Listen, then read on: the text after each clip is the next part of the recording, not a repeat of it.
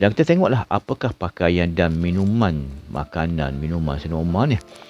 Ibnu Sya'bah menyatakan bahawa Yusuf bin Atiyah menceritakan kepada kami bahawa dia mendengar Malik bin Dinar berkata, ketika aku sedang melempar jamrah, tiba-tiba aku bertemu Nafi' Maula Abdullah bin Umar.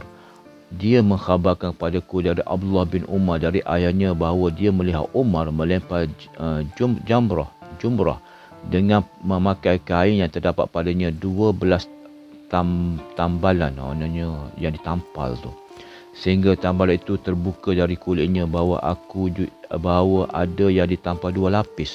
Lalu dia bangkit dapat duduknya, maka debu akan masuk dalam sesela tambalan itu. Tambalan ni Indonesian tampalan.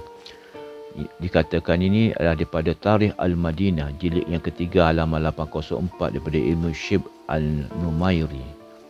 Maknanya Umar ni pakai baju yang penuh dengan koyak-koyak yang ditampal-tampal. Suhunya Sayyidina Umar dia.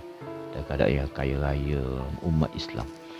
Adapun makanannya seperti disebut oleh hadis Umar bahawa ia tidak pernah makan samin kecuali campur dengan minyak, dan tidak makan dari tepung gandum kecuali campur dengan jawawid. Maksudnya makanan yang orang biasa, orang miskin ni punya dia makan ni kan.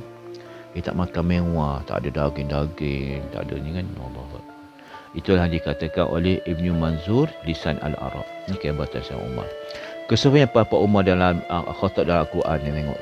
Umar ni dalam Al-Quran banyak berayakan tentang apa yang Umar kata tu Allah nukilkan balik dalam Al-Quran.